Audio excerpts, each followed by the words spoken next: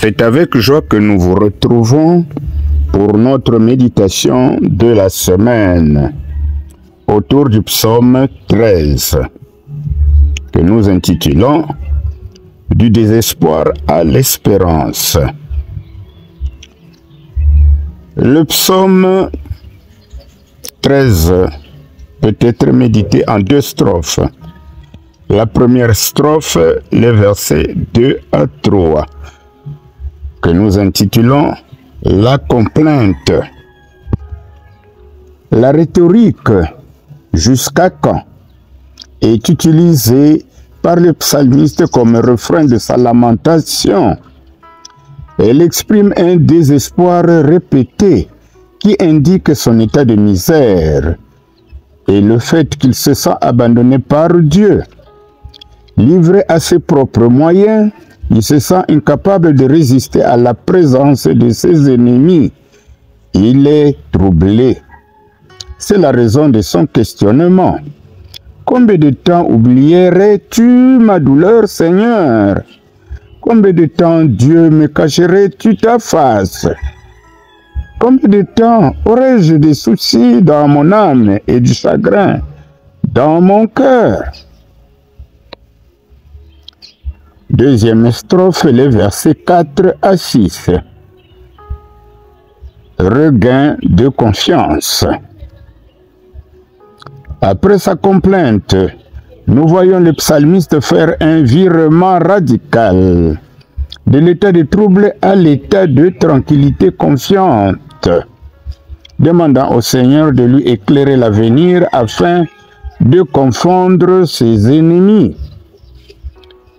Toute son expérience de fidélité à Dieu lui donne l'assurance en la délivrance divine et lui permet d'établir un contraste délibéré entre les célébrations de ses ennemis et sa propre confiance en Dieu.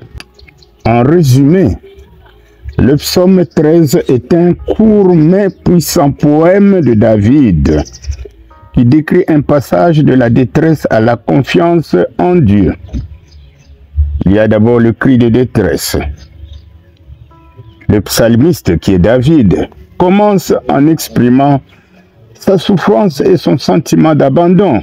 « Jusqu'à quand, Seigneur, m'oublieras-tu » Il se sent seul, plongé dans la tristesse et craint que ses ennemis triomphent de lui. En deuxième temps, le psalmiste fait une prière fervente. Il supplie Dieu de l'écouter, de le répondre et de lui rendre la joie pour ne pas sombrer. Et enfin, en troisième temps, c'est le temps d'espérance et de confiance. Le psaume se termine par une note d'espérance. David choisit de se confier dans la bonté de Dieu et de chanter ses louanges, convaincu que Dieu le délivrera. En résumé, quelle pensée nous inspire ce psaume? Eh bien, dans nos moments de désespoir où rien ne semble éclairer l'horizon de notre vie, notre âme ne connaît-elle pas la même agitation? À ce moment, essayez de méditer un passage du psaume qui nous redonne tranquillité et foi en l'intervention de Dieu pour notre salut. À présent, prions le psaume 13.